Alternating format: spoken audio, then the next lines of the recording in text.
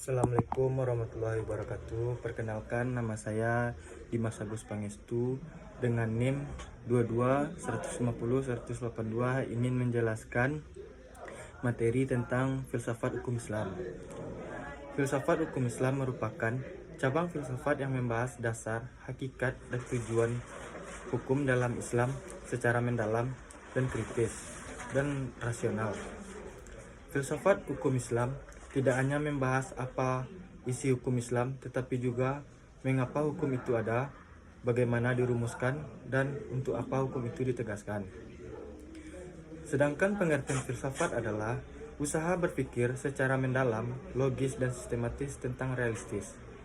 Sedangkan hukum Islam atau syariah adalah seperangkat aturan yang bersumber dari wahyu Allah, Al-Quran, dan sunnah Nabi Muhammad SAW yang mengatur kehidupan manusia agar selaras dengan kehendak Tuhan.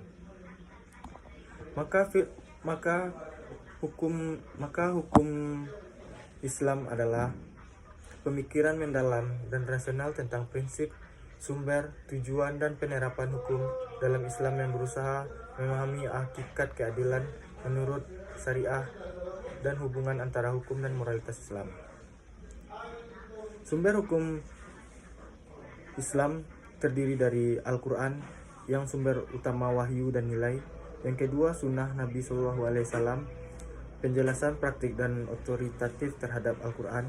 Yang ketiga, akal digunakan untuk berijtihad dan memahami prinsip hukum secara rasional. Yang keempat, ijma dan qiyas. Yang kelima, pemikiran para filsuf dan ulama. Prinsip-prinsip dasar dalam hukum Islam terdiri dari tauhid atau keesaan Allah, keadilan, kemaslahatan, akal dan wahyu, dinamika. Jadi kesimpulan dari filsafat hukum Islam ini adalah upaya untuk memahami hakikat, tujuan, dan nilai di balik hukum syariat. Ia menggabungkan antara wahyu dan akal yang spiritual dan rasional dengan pendekatan filosofis. Umat Islam dapat memahami hukum secara lebih bijaksana, adil, dan relevan pada zamannya. Sekian penjelasan materi tentang filsafat hukum Islam dari saya.